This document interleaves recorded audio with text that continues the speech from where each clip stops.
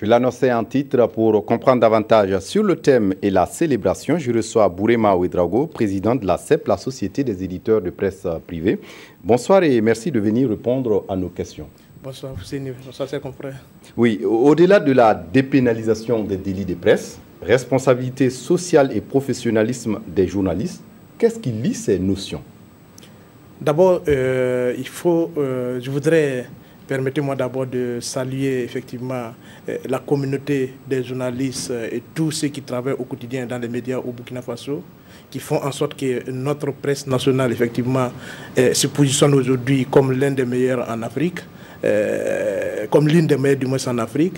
Et dire qu'en cette journée aussi, effectivement, c'est l'occasion aussi pour nous de marquer une halte aussi pour saluer la mémoire de nos dévanciers qui se sont battus pour que la liberté soit aujourd'hui, la liberté de presse soit aujourd'hui une réalité. Je veux parler de Norbert Zongo. Je veux aussi relever le camarade Pierre Tirkou Dabiré, à qui nous avons rendu hommage hier au niveau du centre de presse Norbert Zongo. Ceci dit, le lien entre dépénalisation et professionnalisme ou responsabilité sociale du journaliste, c'est d'abord, on parle du contexte que nous sommes aujourd'hui, un an après la dépénalisation, ajoutons partielle des délits de presse.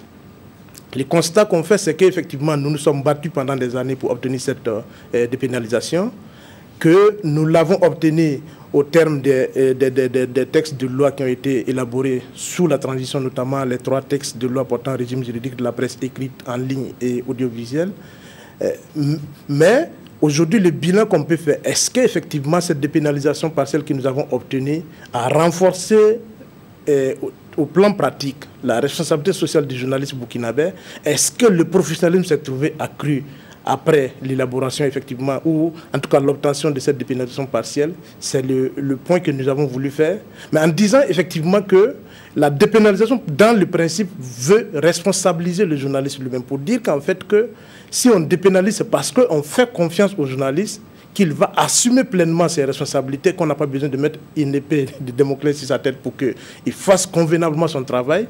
Donc aujourd'hui, on peut dire que effectivement, quand on regarde les médias burkinabés, je ne dirais pas que tout est rose. Mais quand on regarde dans l'ensemble, c'est-à-dire que ce soit au niveau des télévisions, que ce soit au niveau des radios, que ce soit au niveau de la presse écrite, il faut avoir l'honnêteté de reconnaître que nous avons fait un grand pas en avant et que les journalistes de plus en plus s'assument. Mais tout n'est pas rose, c'est une conquête permanente. Et nous allons travailler effectivement à faire en sorte que dans les années à venir, la presse burkinabé puisse davantage en tout cas mériter effectivement les éloges qu'on lui fait aujourd'hui. Mais que ces lauriers que nous ne devons pas dormir sur nos lauriers. C'est pour ça d'ailleurs que nous avons choisi ce thème-là, pour nous interpeller mutuellement en disant que nous avons franchi un pas. Il y a une certaine confiance qui est placée en nous à travers cette dépénalisation, mais nous devons rester effectivement attachés au principe de responsabilité sociale qui encadre notre métier, mais également aussi que nous devons, et pour cela effectivement, ça recommande que chacun fasse l'effort d'être le plus professionnel possible au quotidien. Voilà. Oui, le plus professionnel possible au quotidien, mais on le remarque, il y a aussi ce sensationnalisme parfois dans les médias qui peut amener à éroder cette responsabilité sociale du journaliste. On peut amener à sacrifier le professionnalisme au nom du sensationnel, au nom de la course effrénée à l'information. Je crois aussi que là aussi, c'est tout est lié à l'environnement aussi médiatique national. Parce que, pourquoi les gens font du sensationnel? Est-ce que c'est pas parce que aussi, sans qu'on le dise forcément, l'opinion aussi a besoin du sensationnel? Est-ce que l'opinion fait la part entre le journalisme professionnel ou le journalisme sensationnel? Lesquels préfèrent l'opinion?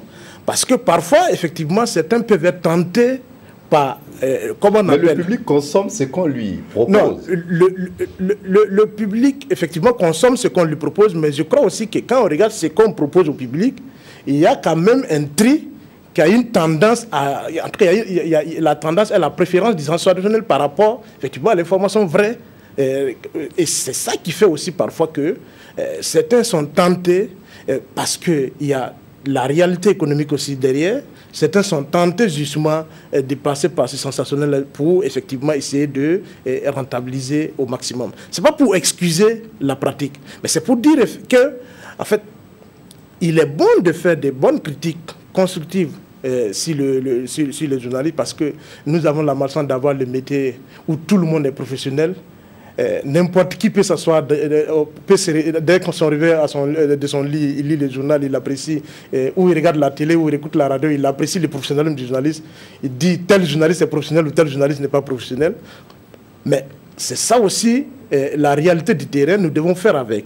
C'est pour dire que au-delà de ce sentiment qu'il y a une préférence vers le sensationnel, il faut que l'opinion aussi travaille à encourager les journalistes aussi qui font du bon boulot, qui essaient de donner le meilleur d'eux-mêmes pour que, en fait, ceux qui tirent vers le sensationnel se rendent compte que ce n'est pas trop productif. C'est ça aussi tant que ce sera payant, le sensationnel sera payant.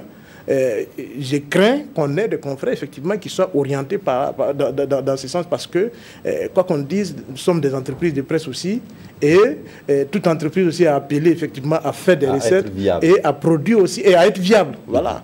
Oui, M. Bourema Ouedraogo, il y a également qu'à l'occasion de la célébration de la Journée nationale de la liberté de presse, vous produisez chaque année un rapport sur l'état de la liberté de presse au Burkina, et demain vous allez lancer le rapport 2015. Oui, effectivement, chaque année, le Centre national de presse Nobel Zongo, effectivement, essaie de produire un rapport sur l'état de la presse au Burkina Faso. Et cette année, nous avons effectivement réédité en tout cas la production de ce rapport sur l'état de la presse, avec une innovation majeure. Parce que d'habitude, nous essayons de faire des sondages pour voir quelles sont les perceptions que les gens font de l'état de la presse dans tous ces compartiments au niveau national. Mais cette année, nous avons essayé d'innover en intégrant une méthodologie qui permet de noter, de donner une note à la presse burkinabé dans son ensemble, son état réel aujourd'hui, une note sur 4.